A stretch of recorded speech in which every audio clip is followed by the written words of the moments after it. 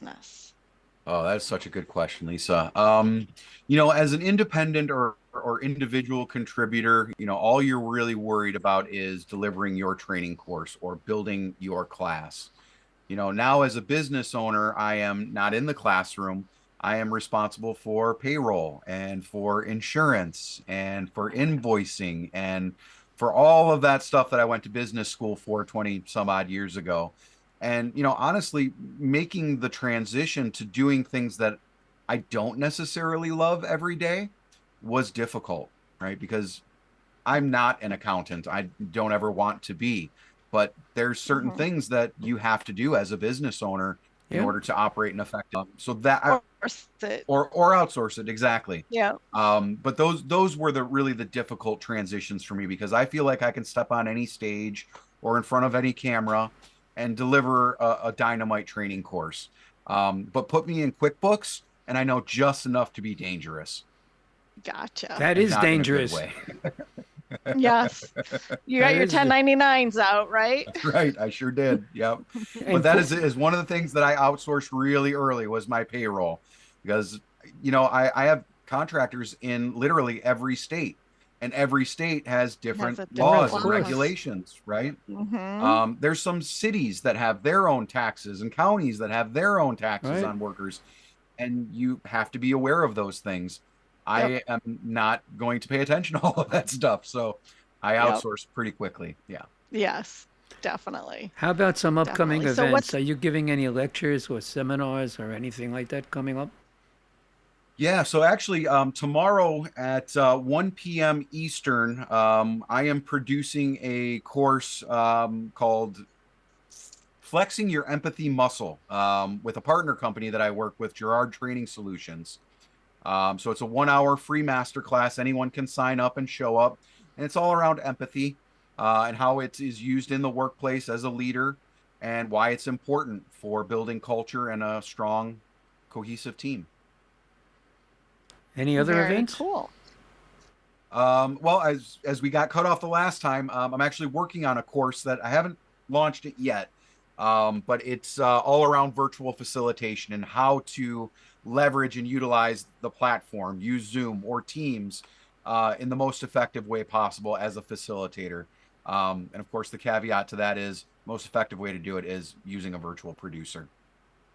You know something Of about that. course. A little something about that. Yes, sir. Hmm. And how can somebody reach a virtual producer if they have the need? Absolutely. They can reach out to me by phone is the easiest way. 734-560-6344. Again, 734-560-6344. Or they can reach out to me on LinkedIn. Easiest ways. Excellent. What do you prefer? Excellent. I mean, a phone call is always the direct line right in, but Right. I'll be honest, I am in LinkedIn all day, every day. Reach out to me there. I will absolutely see it. Okay. So you are not the first owner of Insignia. No, You told us that before. that's right. So how did you come to acquire the company? So it was again really by happenstance. As my programs that I was working on as a consultant and a facilitator were ramping down, I told my predecessor I really want to be more involved. I want to do more of this type of work.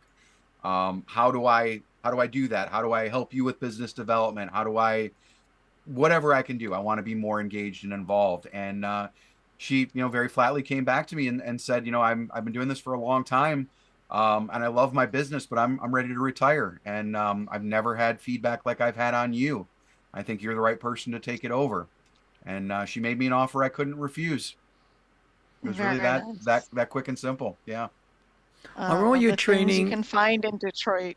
are all your training situations that you get all custom? Is there ever a time where Most of them are custom. people have similar problems and situations and you can use the same programs? So most of my clients, they are their content is protected under Oh, intellectual correct. property Right. and non-disclosure, right? Right. So I can't necessarily just take what I've built for someone else and reuse it.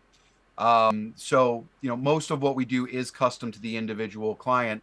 However, I am working right now to create my own content and courses that I can sell and deliver on my own without having to have a client pay me to build it for them. Out of the box type things that, you know, a customer may want, let's say a communication course or a delegation course.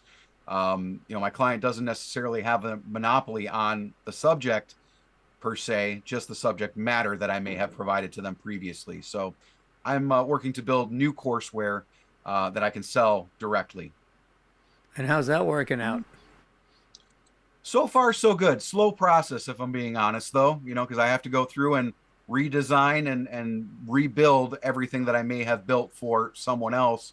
And it can't look exactly the same. It can't say exactly the same thing. I can't always use the same techniques or the same philosophies because, again, I've already sold that custom to someone else. And so it's protected under, you know, their intellectual property and copyrights and so on and so forth. Is your business better for startups or for existing businesses? Or it doesn't really You know, matter? I would say that, yeah, I would say we're equally beneficial really in either case. Just how we would serve them might be a little bit different because a startup, they may not have all their processes and procedures figured out.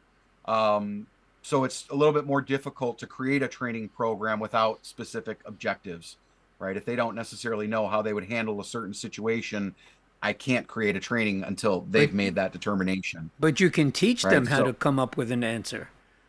Absolutely. I can teach them, I can make suggestions, I can give them advice of what previous clients have done in those type of situations. And for that reason, I do really like working with small businesses and startups because they are open to allowing me to be that trusted advisor to them. Very good. Well, Absolutely. I want to thank you for being here tonight. I'm so sorry for that little glitch that there was. It happens. Yeah, technology is wonderful when it works, but you know, it doesn't It's always. sensational And- when it works. You know, the thing Yep, is that Yes. have to give it. we really have good guys here, that, and sometimes it's not anybody's fault. Stuff just happens. We get that a lot, right? Mike Weiner constantly, right? His computer's going down. He had to buy a new modem yesterday. Yes. really? Well, today he stayed with his modem on for every meeting because if he dropped off, his modem wasn't working properly to connect. wow. So he had some troubles. He should have called you, Bernie. Yep. You He would should have. You would have helped him out. I'm gonna have to I would remind him next absolutely time help I him out. see him. But anyway, Bernie DeSantis from Insignia, we thank you so much for being here again.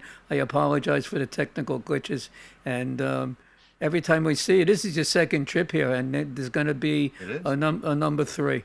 All right, I'm sure you're going to can't see to wait. that. I Definitely. thank you very much. Yeah, Yes. definitely. Kudos. Thank you, Bernie, Norm. it's Great been a job. pleasure. Thanks, Thanks for Lisa. joining us. Thank My you. pleasure. Hang out there. Whoa. Now that is a guy Yeah. who knows his stuff. He That's knows for his sure. stuff. And right? he's got a few experiences to back it up with too. Great stuff. Plenty of experience, plenty of experience. So everybody, thank you for tuning in. I'm sorry for the technical glitch, but like Bernie said, sometimes that stuff just happens. And we'll see you tomorrow evening, hopefully with no glitches at all.